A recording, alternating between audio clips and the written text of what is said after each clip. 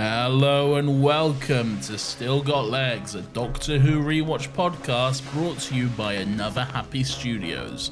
Get your pencils and get ready to draw because this is Fear Her.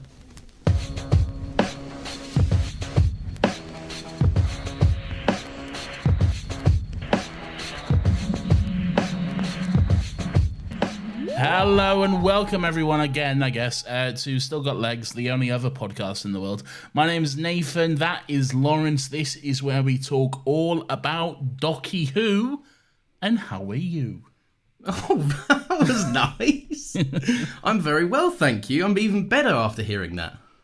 Off the dome, mate, that intro was. What do you reckon? You know what? You were just panicking about not having written one down, and I think that's the best one you've done yet. Well, because you did it came in nice for the theme, and then even after the theme, you still delivered that little rhyming one there. I am a professional, if there ever was one. When does summer end? Well, we did recently have the summer solstice, which is like the peak. It's like the midpoint, I believe. So we're in the decline. We're on the way out. It feels like it's just getting hotter. It does, and it probably will as we move into. I feel like this solstice is a lie. No, it's more to do with like the sunset and shit. I don't care how bright it is. I care about how humid and sweaty Lawrence, it is. I do. It is not natural for it to be 10:30 p.m. in the evening and still be broad fucking daylight outside. I don't like it. It upsets me. I want it to be winter. Your ideal habitat is, you know, them like lo-fi study like beat backgrounds where it's like moody with like a purple sky out back. I feel like that's what you want to live in. 100%. My ideal place is like living somewhere in remote Alaska or Canada, just in like a cabin in the woods. No one around, so it's nice and quiet. It's nice and cold. I can light a fire, get cozy, and that sort of stuff. There's no one to bother me. But it also has, for some reason, just amazing Wi-Fi as well. Yeah, just inexplicable great Wi-Fi. That's a double-edged sword, though, because you're saying goodbye to a lot of delivery services with that. Well, no, they also... This is my fantasy. They also have great delivery routes as well. Is it all in the background? Is there always a constant blaring of beats that you can study and relax to at the same time? Well, no, that would get annoying. Yeah. This is Doctor Who podcast lines. Is it? It doesn't sound like it. Well, that's what I'm saying. We need to get back on track here. I need to rein this bitch in. I do apologise to all our listeners. Lawrence, fear her. Fear who? Fear her. Fear you. Fear her. Oh, who? Her. I figured I'd find a place for this joke to land, but I'm just not finding it. Sometimes you start a joke and you're just like, let's see where this goes. Spoiler alert, nowhere. I know, I'm just reeling them in. The punchline's yet to come. But I've got you all on the edge of your seats. Nathan, it is the 11th episode of Season 2. Does it feel like we just started Season 2? Lawrence, that's very interesting that you should say that, because no, it doesn't. And also, this is written by Matthew Graham and directed by Euros Lyn, a staple of Doctor Who directors, if there ever was one. Don't ask me what other ones he's directed, because I don't know. But he's such a staple, Nathan. But surely the name you know. looks familiar, okay? And I know he's done others. So shut up. What was it? Stephen... Do you say Stephen Graham? No, I said Matthew Graham. Matthew Graham. Matthew Graham. Throw that ham out, Nathan. It's gone off. If it's... It's another one of them jokes, isn't it? Yeah, what sort of mood are you in this evening? It's because you're drinking a Prime. KSI's got to you. You're drinking a Prime Energy, and it's gone to your head immediately. I enjoy a little sports drink. And we are, I didn't want to say this early on, but we are the official podcast, the Doctor Who podcast of Prime. Oh, are we? Yeah. No, sorry, that doesn't make sense. Prime is the official drink of this podcast. I see, okay.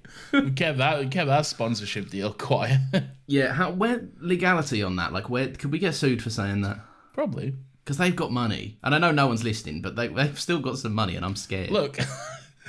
I wouldn't worry too much considering any episode of another Happy Pod that features Jake Gyllenhaal always ends with the 10-minute version of All Too Well. So I wouldn't worry too much. But now you've just pointed it out. Now Logan Paul and KSI are going to tell Taylor Swift. No, we're going to get triple sued. No, it's fine.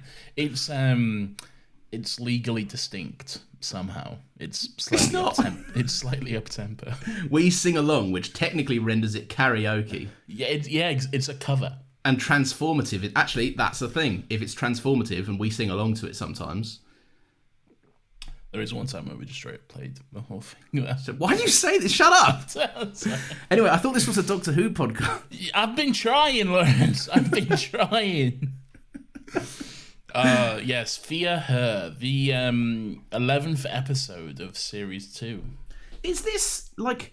I might be wrong. Has this got a general consensus of not being very good? I feel like people don't like this one. I don't know, to be honest. I couldn't tell you. Maybe we should start asking people before we record these. Yeah. Maybe just because it's coming after Love and Monsters.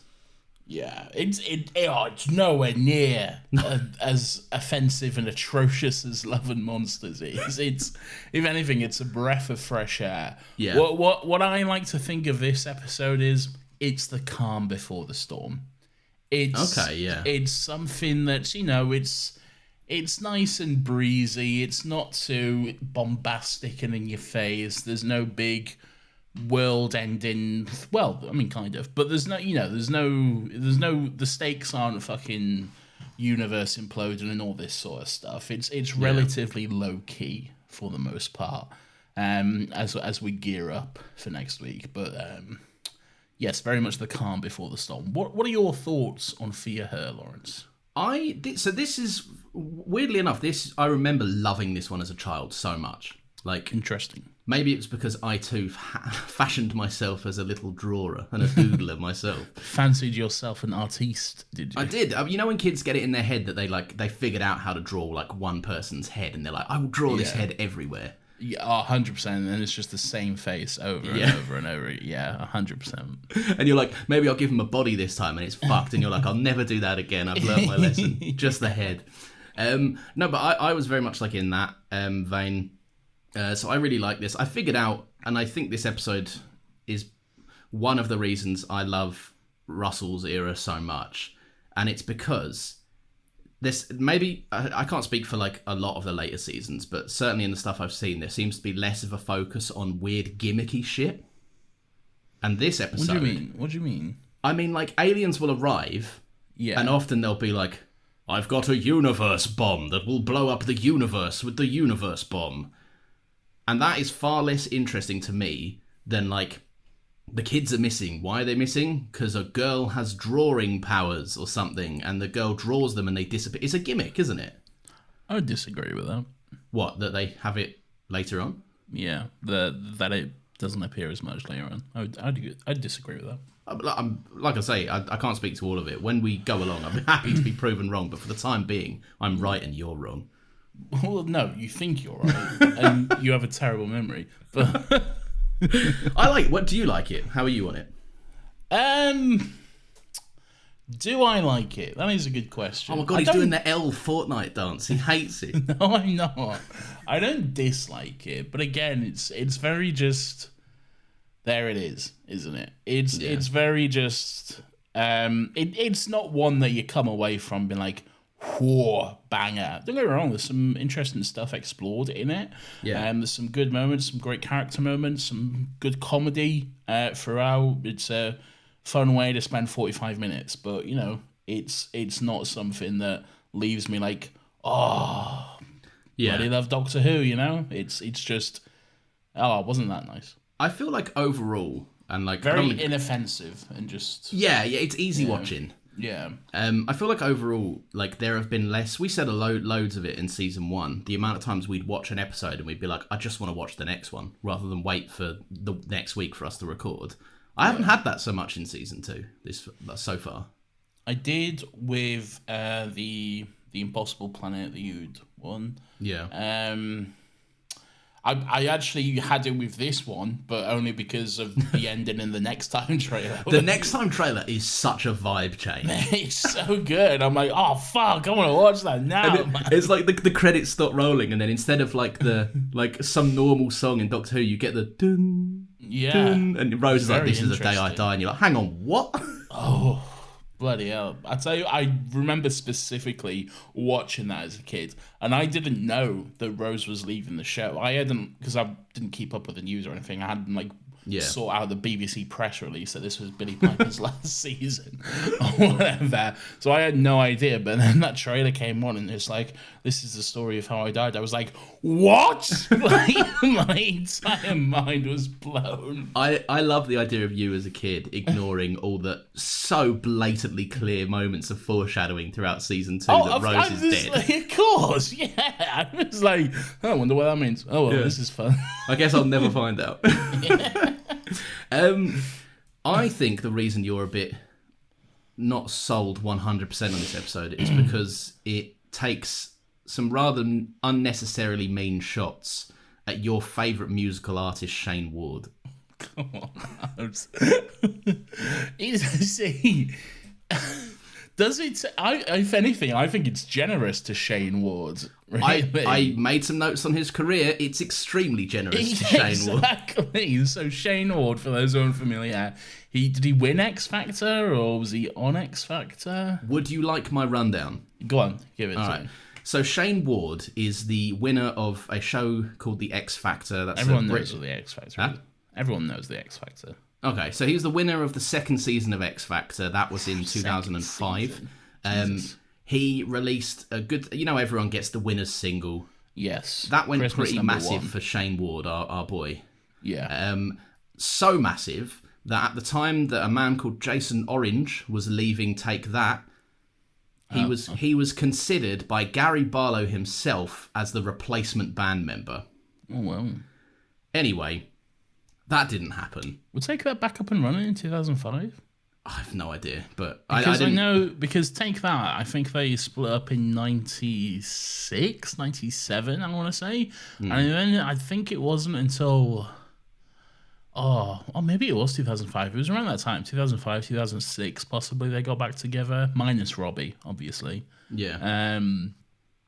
Yeah, I know that they had an album called Brother at some point because one of their bandmates died. Oh, did they? Yeah, they released a really sad album called Brother. Or I think it might have just been the same album, but it was dedicated to him and now it had a new cover. Well, there you go. You heard it here first. Yeah, anyway, Maybe Take That That is dead. But look, either way, so what I wanted to do, this episode is set in the not too distant future of 2012. Oh, my favourite thing. I fucking love it. One of my favourite things ever is when we have an episode of Doctor Who, which at the time was set in the future and is now set in the past. A rare occurrence, especially is rare, yeah. in modern Who, because we only have so far to work with. Nathan's watching Back to the Future. He's rigged up. He is loving it. And in the, surprisingly enough, in the, I believe up to this point, 2 instances it has occurred, same year. Exact same year, both times, for some reason. Oh, yeah. Yeah. Dalek, of course, from season 1, set in 2012. And now this, which is set in the backdrop of the London 2012 Olympics. So is it safe? I mean, there's obviously 12 months it could have happened, but is it safe to assume that the 9th Doctor is somewhere strutting about in Utah? Yeah, exactly, yeah. Very safe. Very safe. Interesting stuff. Do you know, I was going to save this little gem until we got to the episode, but... That's right, most of my notes are on Shane Ward anyway. Officially, in canon, I believe there are 3 separate versions of the Doctor running around Pompeii on Volcano Day. So that's... Really? Yeah. So there's obviously 10. Versions. There's 10. I think it's the 7th Doctor. There's a story in Pompeii. Right. And then there's someone else who I can't remember. But yeah, there's 3 official canon. Yeah, you. There's 3 canon versions running around Pompeii. Fuck, and then there's wild. Jack as well, apparently. So, oh, I knew about Jack, yeah. Yeah, so that's Jack's fun. going around. Well, anyway, Shane Ward, yes, I was saying, I think it is a little bit generous to him because as soon as I saw that Greatest Hits album poster for Shane Ward, I was like, That implies that he's had like more than one album and More than one hit. more than one hit. Yeah, really. And I don't think he ever got there. I don't think he ever did that. So obviously this is all info from like 2005. He just won the X Factor. This was like big source. So they obviously were throwing ahead a little bit, trying to predict a little prediction. Yeah, Which is always admirable because it has the chance to end horrendously. Like, it's pretty cute. Yeah, it is cute. So I looked up what Shane Ward was actually doing in 2012. okay. He was in a in musical. Yeah, look, he weren't doing bad. He's doing better than we're currently both doing. Oh, I don't know about that. No, well, he's not. You seen the numbers on Another Happy Pod recently? It's blowing up. That's true, he is blowing up. Sorry, Shane Ward. Get in while you can. Well, you can guest on the pod if you want. We can lift you a little bit if you need be. No, Shane Ward in 2012 was performing in a West End production of Rock of Ages. Oh, yes, of course. Which is good. And he'd also just signed on... Oh, no, sorry, I believe this is in 2014. He'd just signed on for a year's run of EastEnders episodes.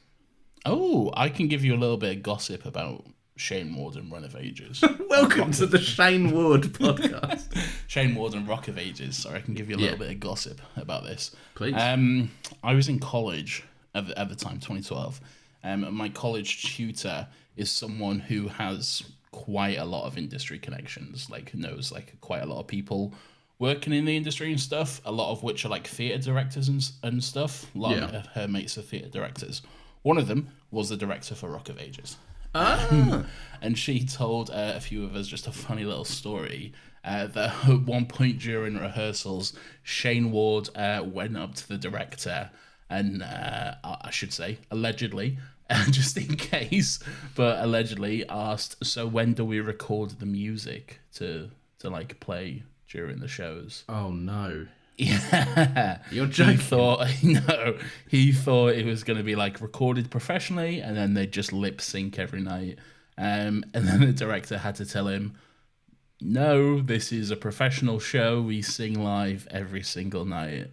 Oh my god! Yeah. How would you? But that's just I know that. What do you mean? Like everyone knows that like a West End show gets sung. Like you don't. Anyone with a brain, I think. But... Oh, shots at Shane Ward. So wait, hang on. We both collectively know far too much about Shane Ward. We do, and surprisingly, we spent more time on this episode on Shane Ward than Shane Ward has done in his career. Yes.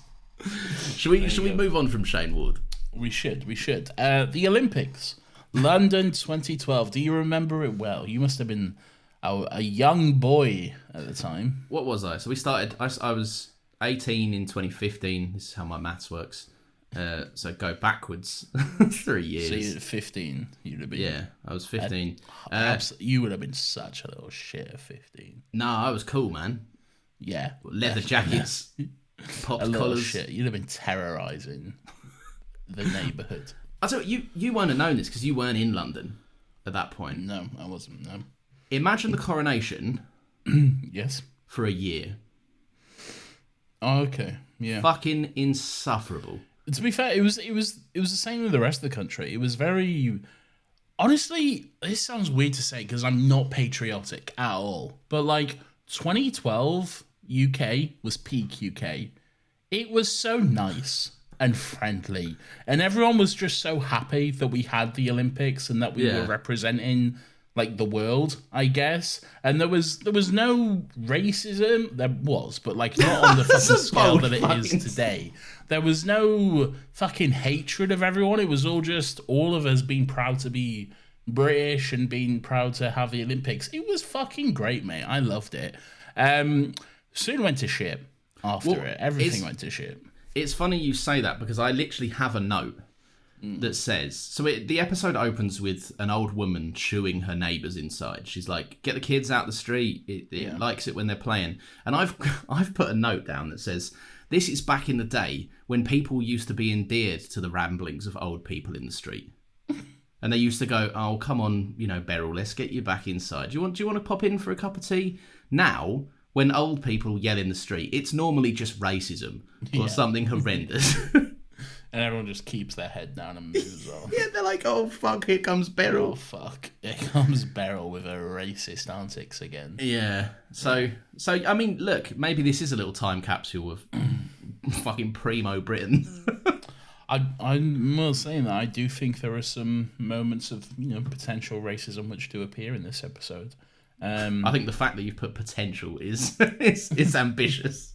Okay. There's some outright blatant racism. Well, I do want to jump the gun. Our first episode, the man taking out his bin was racist. Yeah, it's true. Well, we call it out when we see it. No, you called it out. Well, I don't like to stay silent on these issues. I'm the problem. Yeah, unlike you. Yes, and I'm not going to apologise for being too... Great, Laura, shut up.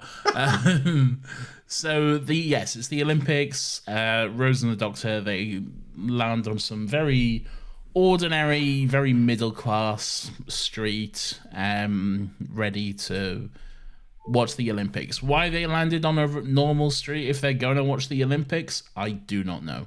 But... No, this happens to be the one suburban estate that the Olympic torch will run through or something. No, it runs through every street. Every street? Yeah, that's the whole thing about it. In London? In the country. It runs through every street in the country. Do you not know the whole thing about the Olympic torch? It's the tradition. Like, whichever country is hosting the Olympics, the torch is carried up and down the country through every street, so everyone gets a chance to see it and join in the celebrations and stuff. I never fucking... Did you see it? I think I did. I didn't fucking get to see it. No one told me this. How did you not... You lived in London. How did you not get to see it? What? This is what I'm saying. I don't know. That's a thing? That's a real thing? I'm pretty sure that's the thing. We're 27 minutes in. I think it's about time that the TARDIS lands. Yeah, probably. Well, we talked about that. We talked about Shane Ward. We talked about Shane Ward. Yeah. Funniest TARDIS land. Yeah, pretty funny. Good little comedy beat. Yeah. Sandwiched in between two little containers and has to move it about. Yeah, he's like, perfect landing. I'll tell you what, in this episode, we actually get what I enjoy about this is they actually go back to the TARDIS in this episode. It's not just, now we're here, cheers TARDIS, see you later. Yeah. And let's do the rest of the episode outside of it. They actually go back, examine some stuff, use it as a little base of operations. I enjoy that. Do that more often, Doctor Who. Yeah. Use the TARDIS. It's also like, that's a good deduction scene. They work it out from some pretty cool plot beats. Yeah. I like that. I like it. We have got into some conflict before about the 10th Doctor's outfits. Oh, here we go. Would we like to meet a nice neutral middle? Yeah. With a brown suit and a blue shirt, opened buttons. Look, I'll say this. I've never... I was going to say I've never minded the brown suit, but it's not nice. The brown suit, you can't... No, I get your brown and brown combo, but the brown suit on its own is lovely. Brown is just such a ugly colour, though. For a suit, brown, it's not nice. It's like... A blue is a good colour for a suit. Blue is like, oh, he's smart, he's in blue, he's got a nice blue suit on. Not Imagine that if someone turned up to your wedding in a brown suit. I think that happened. Who? I think Will Carter showed up in a brown suit and a nice red tie, and it looked lovely. Oh, he did, to be fair. And he did actually look quite good. Shout out Will Carter. Father of the Bride awarded him Best Dressed. Drip King. I was awarded Best Dressed. I was dripping. It was my wedding day. I was pretty dripping myself. I was fucking sweating. That's what I was. I was dripping. That's why I was dripping too. To be fair, yeah, Will actually did look quite good. Okay, I'll take that back. But yeah, brown, for the most part, it's not a nice colour, especially for a suit, in my personal opinion. Blue is just the blue suit is just so much nicer. I like blue suits. I don't like that blue suit. It's too bright. It's not even bright. It's bright enough. Well, we'll get to there in like 3 episodes' time. All right. Yeah, we will actually. I'm so excited. Oh god. The dawn of the blue suit. Yuck. The Doctor has noted that it's quite cold. There are some moments of the street that feel cold. And he says something that I think is quite interesting, which is, it's cold. Is someone reducing the temperature? Who would be doing that? Is what I want to know. Well, And how? some sort of alien life, I guess. That's not totally out of the question for Doctor Who, is it? No, I guess not. But it just, I don't know. It felt so casual. Like, it wasn't like, could someone be raising the temperature somehow? That was me acting. It was more like, great. thank you. It was more just like, oh, it's cold. Is someone raising the temperature? Reducing. Look, my point is, it was a point, and I've made it now. So let's move on. Oh, it was a great point to make. Yeah. Thank you. Well done. Racism. Well, hang on. I was doing it like the Star Wars crawl. I was introducing it. War. So the actual premise and the whole thing that's going on. So the kids are disappearing because there's some little alien flower, I guess, which has inhabited the body of a young girl, and they want friends to play with. So they draw the friends, and then they get snatched from real life and are in some make-believe drawing world or something. Yeah. Yeah. Seems like they're still conscious because the drawings move around and shit. Yes, yeah, they have some level of conscious. Interesting premise. Interesting in that that way Doctor Who is, that weird Doctor Who way, where it takes like a normal childhood thing and turns it into something that can be quite sinister. Yeah. Which Doctor Who always does quite well, I think. Yeah. So that's quite enjoyable. I think it's also like when it involves children, there is just an inherent creepiness to it, like the gas mask kid. Yeah, like there is just a level of creepy to it. I think the way 100%. that the drawings are done, they feel very childlike, but they look a bit unnatural and they're a bit creepy. Yeah.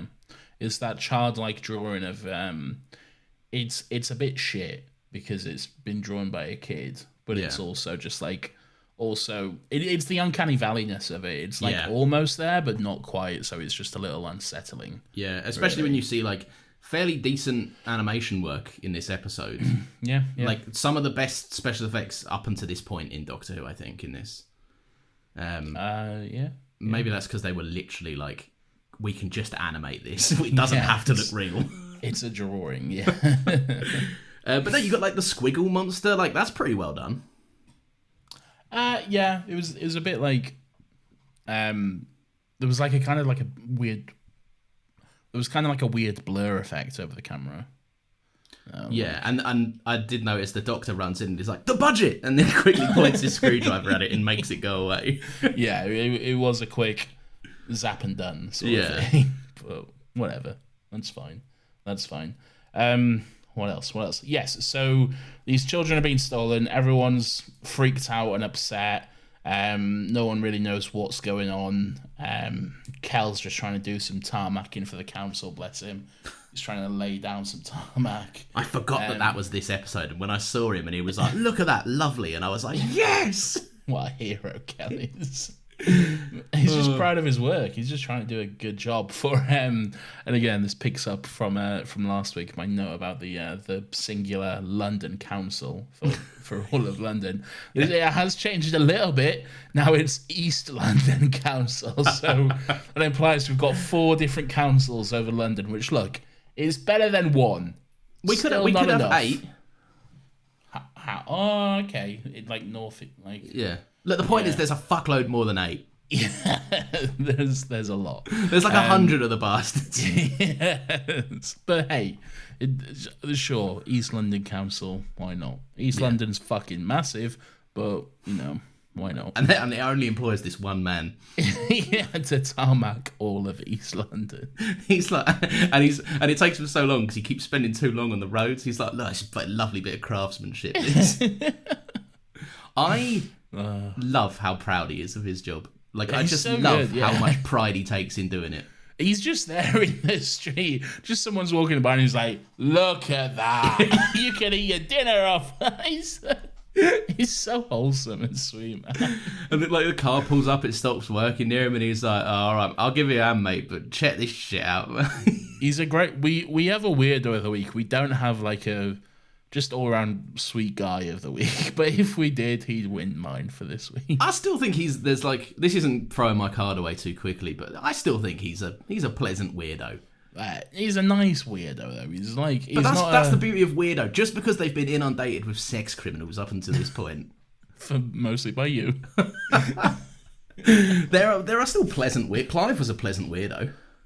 Clive was a pleasant weirdo. Yeah, that is true. That is true. I still don't think he's enough of a weirdo for that. But hey, that's just me. But all right. Yes. So there is some potential racism or fully fledged racism that goes on. So there's kind of a scene where they're all like, the parents come out and they're all trying to figure out what's going on. They're angry at the doctor for poking his nose in it and all this sort of stuff. He gets himself into a fuss and everything. And then some allegations get thrown around, Lawrence. They do. So I can't remember the exact phrasing. It's something along the lines of like, ever since the likes of you, or like... Yeah. There's just like one really horrible woman who just like really just starts going off at Kel. Yeah. The one black guy in the whole group. And like, I don't know if this was intentional or if this was what they intended. Probably not. But just like some of the language choices and the fact that he's the only black guy there, it's all just very unsettling. Really. It feels in the scene like he's being very much ostracized, like to the side. Yeah, 100%. And this is a very like white neighborhood. Like I know like Trish and Chloe, they're not like a white family and stuff, but it's still like quite a white middle class sort of street and stuff. So I think there's like, I don't want to say this because I feel like this is, I don't know if the episode is going there, but like the only like an abusive father in the only black family in the neighborhood. Like, it feels a bit. There are point parts of this episode feel a bit pointed, is what I'm saying. Yeah, it definitely does. And like that scene, like where they are, like where that woman is like confronting Kel, and it kind of taps into something that Doctor Who does quite well. There's, I mentioned a few weeks ago where like. The Doctor has these moments where he's so impressed with humanity and he just loves like the simplicity of it and the fact that they just want to like live their lives and explore and all this sort of stuff. And he has moments where he just genuinely loves human beings. But then there's like other moments where like human beings kind of show their true hands and we see like the real ugly side of what humans can do. We don't really get any kind of reaction from the Doctor from it in this episode, but there's moments in like episodes. A great example is fucking Midnight. Is it Midnight? Where we get some just great fucking the ugly side of humanity and that sort of stuff. And I think it is touched upon very, very quite well, not so subtly, but just a little bit touched upon here. I think there's very much just a Doctor. You're right. Doctor Who is good at those moments where, when shit hits the fan, what kind of a person are you really? Yeah. Like when you're not, because like I like not to get too deep on this silly little Doctor Who podcast, but like I can't remember the exact phrasing of the saying or who said it, but there is a saying like you don't know someone until like you could possibly stop knowing them, in the sense that like if you're in a life or death scenario, you won't know someone until you see them in that scenario. Yeah. Which is pretty crazy, and I do like that is kind of commonly explored, because things aren't black and white. There is, you can't always just walk around going like the humans are so good, because a lot of us aren't. Yeah, it's very true. Yeah, and I think there is a part of the episode that kind of touches on that with Rose and the Doctor a tiny weeny bit as well. What do you mean? I mean, so naturally this is not Rose showing true colours or whatever. But so we spoke about in the couple of episodes back, Rose got the chance to be the Doctor up aboard the ship. Yeah. While he was down having a square up with the devil. And she got to really embrace the role. She was even like delivering lines like Tennant Woods.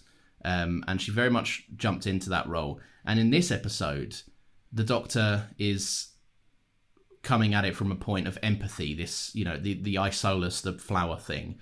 It doesn't understand that what it's doing is not, like it's love, but it's love by force. It's love by show of force, and it's enforcing a presence on someone because you're lonely is not true companionship.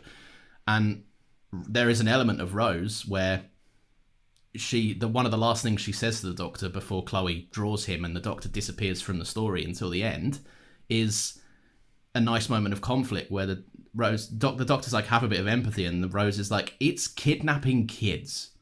Yeah. Like, I don't have a lot of empathy for it. And she's banging on the door and she's like, let me in. Yeah. She even grabs fucking Chloe at one point. She snaps and just fully grabs Chloe and is like, fucking bring him back now. But then she like realizes she's gone too far and stuff and like backs out of it and stuff.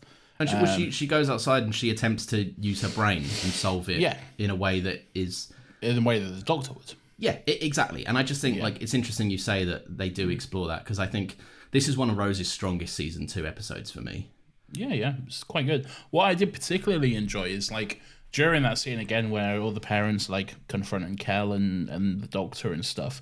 There's a moment where Rose is just silently observing everyone and just like kind of like taking everyone's mannerisms in, trying to like figure out what's going on. She's the one who notices Chloe and then the way Trish reacts to Chloe and that sort of stuff, and it's interesting. She's like really like picked up like a lot of stuff traveling around. So I think a lot of the time the Doctor is so focused on details and big picture. Yeah. And Rose is really good at those little investigative 100%. And there's a funny moment where he's like, Rose is like, oh, maybe it's the girl. And the Doctor's like, of course! Wait, what girl? Yeah, just hasn't got a fucking clue. But he's so used to going with it, yeah.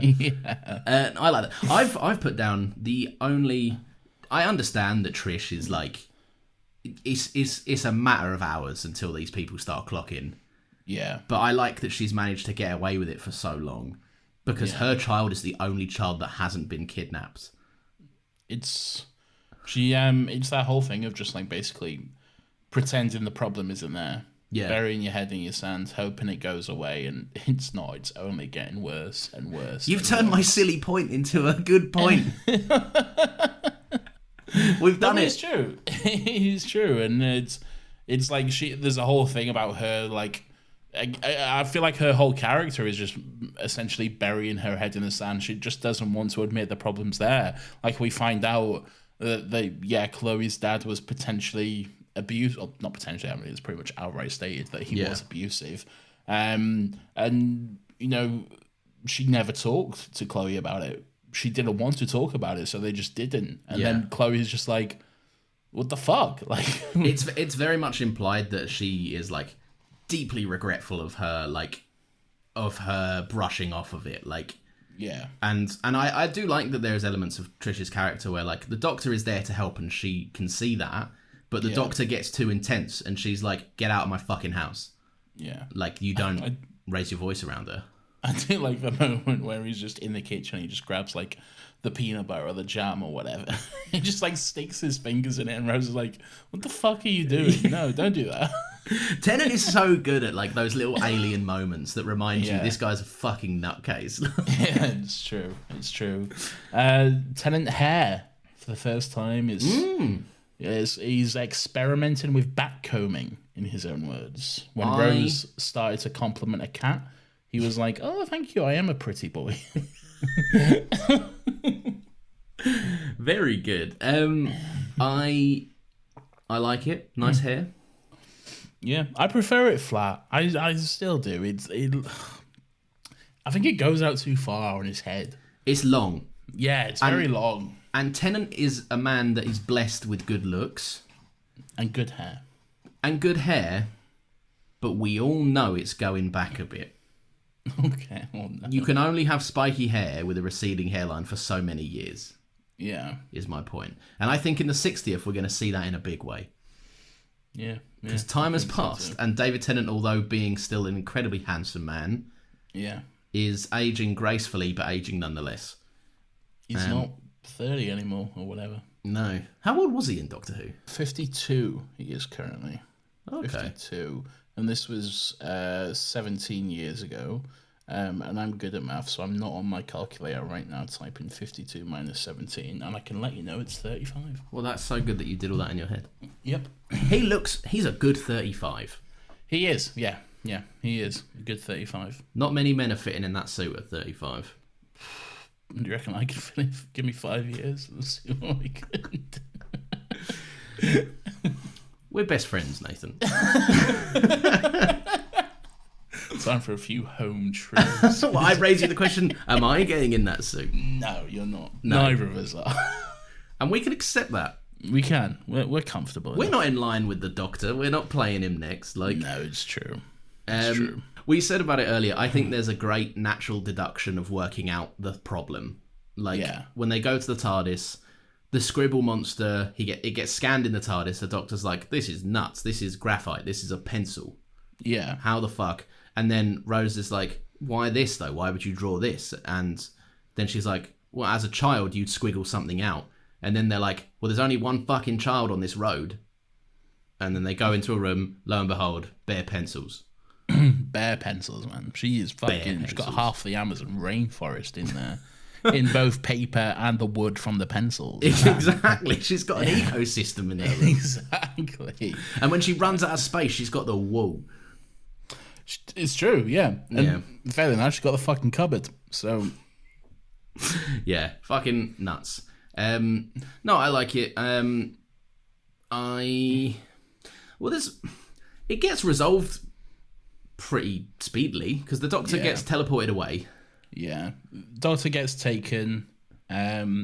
Rose figures out that they need the little spaceship or whatever, and it needs heat. Do you mean the singular oids that they put in the Council Road? Oh, do you remember the sound of oids used to go through me? Let's do our best impressions of an oids. You go first. All right.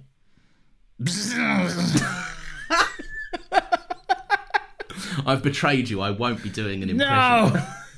No! Come on, I need it. All right, ready? Yeah. Yeah. It's... Well, they're not good.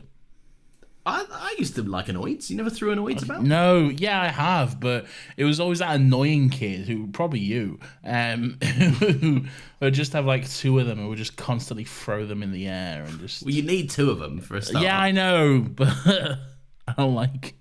I've always been a grumpy old man, even when I was a kid. I was like, stop it. Yeah, stop that bastard noise. I'm trying to read here. Did you ever throw them in the air and like your hand-eye coordination was scuffed and they both just dropped to the ground in a sad way? I'll be honest, I never had a pair of my own. It was always like some... You talk about my childhood being miserable. You never had oids? I never wanted oids.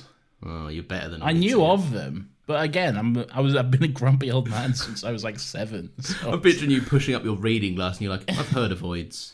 I don't. Yeah. Not for me. I don't think so. I shuffle my newspaper. The brandishing of the paper, yeah. Anyway, back to my Sunday columns. Anyway, back to the daily section. Let's see what's going on. The Doctor is so clever and so powerful that he's drawn himself an Olympic torch. He did. Yeah, I don't know how he managed to do that. But it's pretty fun. Maybe he had like some... Let's be honest, right? He scanned the graphite earlier, which means the sonic screwdriver will now contain pieces of graphite, which he's used the pen setting on and done it that way. Sure. If David Tennant said that, like when he came back, like if Rose said, "How did you draw that thing?" and then he just said some variation of that, I'd be like, "Yeah, sure, yeah, that's fine. Yeah, that's bullshit enough for me, mate." Yeah. So, yeah, basically. So the Olympics are on. It's the opening ceremony. The crowd gets taken. There's some very good voice acting from Hugh Edwards, news reporter. They've gone. Oh no! Everyone's disappeared. Look, Hugh Edwards, you're a fantastic journalist. Okay, you've been on the scene for some groundbreaking stories over the years, but I don't know if an entire stadium of people gone, vanished. Yeah, look, it's not his regular job, all right? No, that's fair. He's fine. I respect the commitment to realism in the silly space time travel show. Yeah, me too. Yeah, everyone gets taken, and then they come back, so the day is saved, I guess. The day is certainly saved. And then the Doctor lights the Olympic torch. I remember watching the 2012 Olympic Games, and there was like memes at the time being like, "Oh, David Tennant should light the flame because it would be fun or whatever." That'd be good. And it would, but I just remember watching the opening ceremony, think, "Oh, they got so much wrong." Like, Oh, The really? whole well, of course they did. It was made like 7 years earlier. The stadium hadn't been built yet, so I think it was just some random stadium in London that they used. Yeah, I think it was. Was it? They obviously didn't fill it, so was it just? No, it was just. I don't Was know it a what helicopter shot? I can't remember. It was just. They probably just took footage from like an England game somewhere. Yeah, And then just like cut around it or whatever. But yeah, that's wrong. The flame. I remember specifically with the lighting of the flame in the show. It's obviously just David Tennant running up the steps, and then he lights the little thing, and then that's it. On the actual in the actual Olympics, the opening ceremony, it's this weird contraption which like looks almost like a spider. It's got like fucking like lots of like pointed torches and shit. It's quite weird, and it took like 15 people to light it, all with like Olympic torches, and they all have to light it at the same time and stuff. So did those two stupid mascots help with anything? what mascots? Remember there was those weird like it made a 2012 if you put them next to each other, but they both had faces and they were like the mascots of the London Olympics. I don't think they did because that would probably have been a fire hazard. Probably. But yeah, no, it was just like athletes, I think, or like representatives or something. Fair. Yeah. I do remember watching the opening ceremony though and having a great time. It was directed by Danny Boyle, I believe. A bizarre moment in history, though. Yeah, very bizarre, very good though, very entertaining, and like again, one of those moments, like those rare moments where it does make you be proud to be British. Again, there's probably been like about 3 moments in my entire life where I've been proud to be British. 3? That's impressive. Yeah, it doesn't happen much, let me tell you. And not in the last 10 years, so... No. Well, no. One of them was quite recently. It was when, you may remember, Americans discovered British Chinese food. And they were all... and then all of them were like, oh, this is disgusting. And then everyone in the UK, and even Ireland, somehow they united UK and Ireland. And we were like, no, you're wrong. Yeah. This is great, actually. Yeah. Oh god, I remember that was a thing for too long. Too many people were talking about Chinese food. Yeah. What's your Chinese order? Why are we doing this? I just want to know. Just give me the quick rundown. What are your 2 essentials? My 2 essentials are a chicken chow mein and sweet and sour chicken balls. Nice. I used to be on the side. I used to be chicken balls. Now I go for a nice duck chow mein. Okay. Yeah. I've really been enjoying that one. Yeah. Anyway, the doctor has been a dad. Yeah. It's a bit of a drop, isn't it? A bit of a mic drop. Has he not said that up until this point? I don't believe so. I think he said his family and stuff like that, but he's never outright said, like, I was a dad. And then just very quickly brushes it off, just ignores it, really. Yeah, until he meets his wife in the later season. Oh, no, he talks about it before then. Yeah. I do enjoy those little snippets that we get throughout it. Just little Has it ever been brought back up? His family? Yeah, I know, because they did a lot of Gallifrey stuff with Capaldi, right? Yeah, it is brought up quite a lot. What, but like him being a specific dad? Oh, I don't think he ever talks about like his children or anything, but fair. He's talked about his family and stuff, yeah. Okay. So obviously there was Shane Ward. I did some of my own research, again, a bit later on. Yeah. Because we got another prediction in this episode. Oh, okay. And that was that Papua New Guinea undertook a surprising feat in this Olympics. Yeah. Now, the doctor doesn't predict anything. He says wait and see, but it's very much implied that they had a successful run at the Olympics. I feel like it was more implied as a joke, really, but... Well, I didn't hear that because I've got research on it, so... Okay, well... Maybe I missed the point, maybe I didn't. The point is, though, that I went to Wikipedia, so the point's been said regardless. All right. From what I remember about the 2012... Because I remember... For some reason, I got really into the Olympics in 2012, and I watched a lot of it. I watched all the events and stuff. And from what I remember about the medal table, I believe China was number 1. and then it would have been US, and then it would have been UK, I believe. Probably. I'll team GB. Yeah. What I do know is that Papua New Guinea were not credited with any singular medals. Oh, no. So that's something. The Papua Olympics New are Guinea. ruined for me because I was working in a pub when like there was some recent. What were the ones a couple of years back? Where were they? Well, Tokyo was the most recent, which was 20. It was the 2020 Olympics, but we had it in 21 for obvious reasons. That would be. I was working in a pub then, and I was like, yeah, it was a quiet night. I was like, I'll stick on the Olympics, just watch what's going on, see what sports. You know, they introduced BMXing that year, I'm pretty sure. So I was like, there's a whole new thing going on, moment in history. I think it was skateboarding they introduced that year. It was one of the emo sports. It was a resounding success for all Monster Energy drinkers, Okay. which me and Nathan don't support because we are the official Prime podcast. Well, no. But anyway, the Olympics were completely ruined for me, and I have no interest in watching them again, and very little pride in being British. When I switched on, the first thing was there are the Olympics, and immediately one of the old men in the pub went, "Well, I wouldn't mind her doing that with me." Oh, God. And then I googled the age of the athlete in question. Oh, no. And let me just say, I could tell from looking at the performance, it was an inappropriate comment. I wasn't prepared for how inappropriate it was. Grim. Indeed. No, I enjoy the Olympics. I do. It's I don't know what it is because I hate most sports. Yeah. And apart from Ted Lasso, obviously. Yeah, of course. Apart from football in Ted Lasso, I should say. Yeah. But yeah, don't like most sports. I like watching the tennis every now and then. I always watched Wimbledon when it comes around.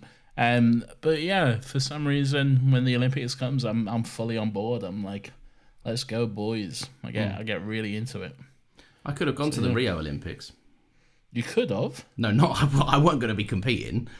No, but like you could have gone to watch. Yeah, John, my brother, he was almost in the Rio Olympics, but he had a child. Oh, wow. Yeah. That is not surprising. No, he's very good at Tominagi judo rolls. Yeah. He's a very athletic man. And I'm very good at having rolls. I'm very good at pizza rolls. Yes. I think it might be time for our favourite segment of all time. Yes, I think you're right, Lawrence. Where's my button? Weirdo of the Week!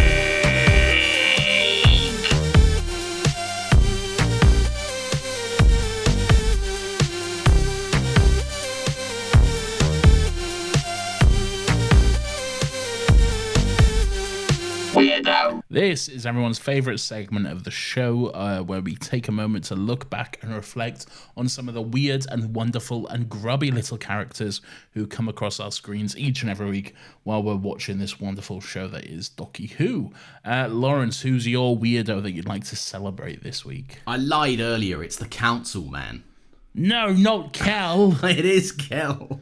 No. Is it yours? Why? No, he's not mine. Oh, okay, good.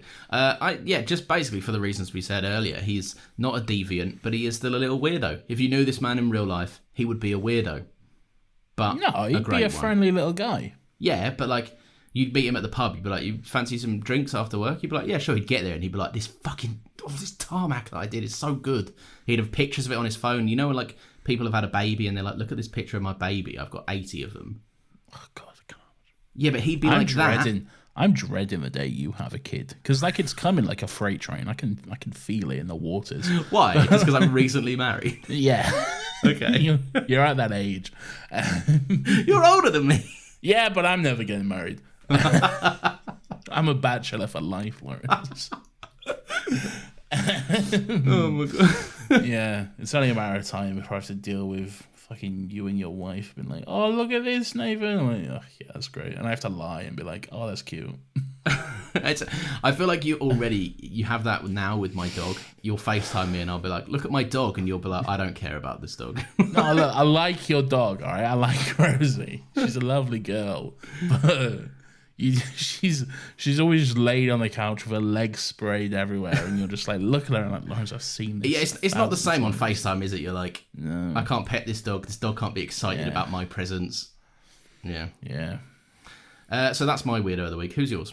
So yours is Kel. There we go. I was thinking we should start keeping a track of these, like make a spreadsheet and Update the leadership board. yeah, update the leadership board. Oh, every season finale we choose the biggest weirdo.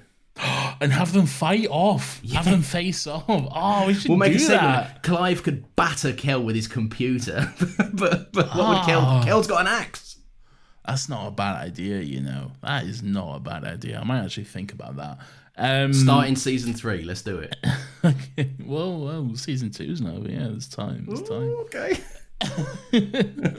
We can compile a spreadsheet. We'll see. What was I going to say? Your weirdo, Nathan. Yes, my weirdo. So my weirdo of the week is Chloe Webber herself. Okay. Purely for the reason that she has a secret stash of pencils located within her doll, which she just rips off the head to access. I'm like, I love the idea of Chloe taking a few pencils, ripping off the head of her doll, and then just shoving them inside. Like, I'll need these for later. Hollowing out her Barbie or whatever. Like, you seen those old movies where like a guy's got like a stash of things on his bookshelf in a book he's hollowed out the middle of. Yeah. He's like, this is where I keep exactly my the money same. or something. Yeah. Same basic principle. I just enjoy like the idea of Chloe just having a secret stash of pencils. That's very amusing to me. That is amusing. I'll be honest, I'm annoyed I didn't pick that myself. Yeah, you should be. So there we go. Those are our weirdos for this week. Stay tuned potentially for a weirdo face-off in the coming weeks. We'll see if we can make it happen.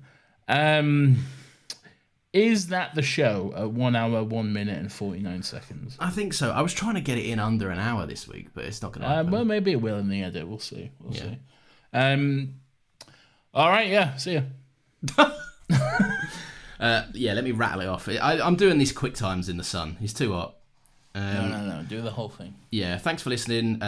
Rate and review the podcast. Share it with your Whovian mates. Your podcast of your podcast platform of choice is going to have some sort of review system. Give us 5 stars or whatever the top one is. Share it with your boys. Share it with the Whovian boys and girls out there, and boost our ratings and engagement. Follow us on Twitter. We are at StillGotLegsPod on Twitter, where we post about virtually nothing except the new episodes that come out every single Monday at 10 a.m. when you'll get a little post reminder to say that there's a new episode gone out and that you should listen to it, or we will draw you and you will be in some sort of an abyss. We also have another podcast which comes out every Friday at 10 a.m. The latest episode of which is all about The Flash. The greatest movie ever made. Shut up. I was hoping you would know. No, I know. Hang on a minute. We gotta wrap it up, Lawrence. No, if I did, you know full well if I did this. There's no time. It's all about The Flash. DC's latest masterpiece. Go listen to what we have to say. We loved it. Spoiler alert, we didn't. Go listen. It's a great time. And that comes out every Friday, 10 a.m. at Another Happy Pod on Twitter and wherever all good podcasts are sold. Or give it away for free, as they often are. As the Italians say, ciao bella. Subscribe to our Patreon. We don't have one, but still subscribe. Just throw money at someone in the street. It'll get to us. Give us a quid. See you later.